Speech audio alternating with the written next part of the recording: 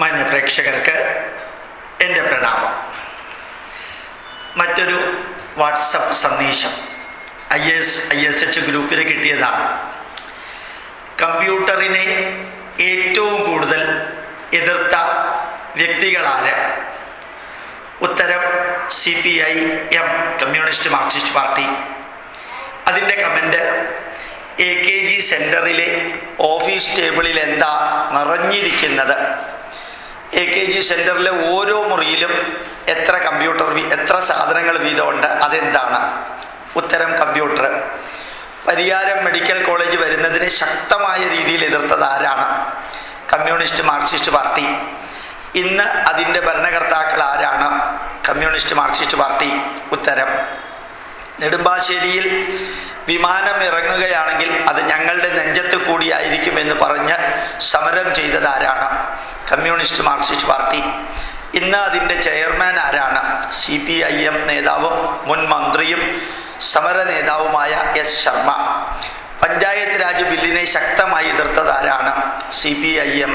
പഞ്ചായത്ത് രാജ് നിലവിൽ വന്നപ്പോൾ അന്ന് ആ ഫണ്ട് ഏറ്റവും കൂടുതൽ ഉപയോഗിച്ച് ജനകീയ ആസൂത്രണം നടത്തിയത് ആരാണ്? അന്നത്തെ മുഖ്യമന്ത്രി EK നായനാർ. ദേശീയ തലത്തിൽ കോൺഗ്രസിനെ തോൽപ്പിക്കാൻ BJPയുമായി മുന്നണി ഉണ്ടാക്കിയത് ആരാ? സഖാവ്. ചോദ്യം CPIM. സഖാവ് EMSന്റെ വാക്കുകൾ ശ്രദ്ധിക്കുക.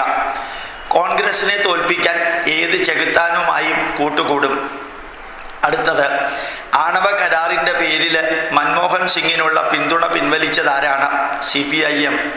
ആണവ കരാറിനെതിരെ കൂടംകുളത്തെ സമരം ചെയ്യുന്ന സമരക്കാർക്ക് പിന്തുണയുമായി പോയ സഖാവ് VS അച്യുതാനന്ദനെ തടഞ്ഞതാരാണ്? CPIM.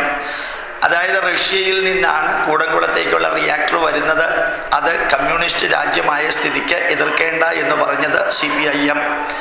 ADB കരാറിനെതിരെ ശക്തമായി സമരം നടത്തിയത് ആരാണ്? CPIM. ഇപ്പോൾ ആ കരാർ വഴി ലോൺ എടുക്കുന്നത് ആരാണ്? CPIM സർക്കാർ. എക്സ്പ്രസ് ഹൈവേയെ എതിർത്തത് ആരാണ്? CPIM.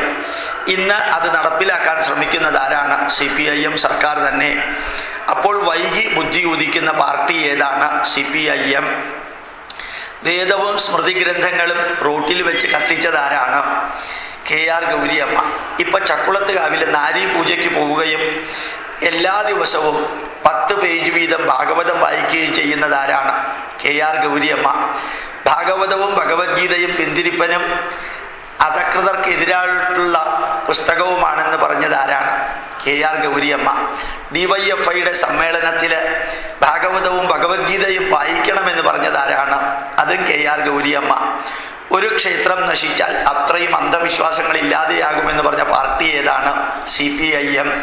ഇപ്പൊ ക്ഷേത്രങ്ങളുടെ മുമ്പിലെല്ലാം കൊടികൾ കുത്താൻ വേണ്ടിയിട്ട് ഇറങ്ങി പുറപ്പെട്ട പാർട്ടി ഏതാണ്? അതും CPIMന്റെ യുവസംഘടനയായ DYFIയും SFIയും. ഹിമവൽ ഭദ്രാനന്ദയും സന്തോഷ് സ്വാമിയെ പോലെയും ഫ്രോഡുകൾക്ക് എതിരെ പ്രവർത്തിക്കുന്ന ഈ DYFIയും SFIയും നല്ല ആശ്രമങ്ങളിൽ നല്ല സന്യാസിമാരെ പോലും അവഹേളിച്ചപ്പോൾ DNA ടെസ്റ്റ് പ്രകാരം കൊട്ടിയൂര് അച്ഛൻ്റെ സന്തതിയാണ് 12ാം ക്ലാസ്സിൽ പഠിക്കുന്ന കുട്ടിയിൽ ജനിച്ചതെന്നറിഞ്ഞിട്ടും മിണ്ടാതെ കയ്യും കെട്ടിയിരിക്കുന്നത് ആരാണ്? അതും DYFIയും SFIയും CPMും മാത്രം. പള്ളിയിലച്ഛന്മാർക്കെതിരെ എന്തെല്ലാം സംഭവിച്ചാലും മിണ്ടാത്ത പാർട്ടി ആരാണ്? അതും CPIM. ഹിന്ദു സന്യാസികൾക്കോ ക്ഷേത്രങ്ങളിലോ ചെറിയ സംഭവങ്ങൾ ഉണ്ടായാൽ പോലും അതിനെതിരെ ആക്രോശിക്കുന്നത് ആരാണ്? അതും CPIM.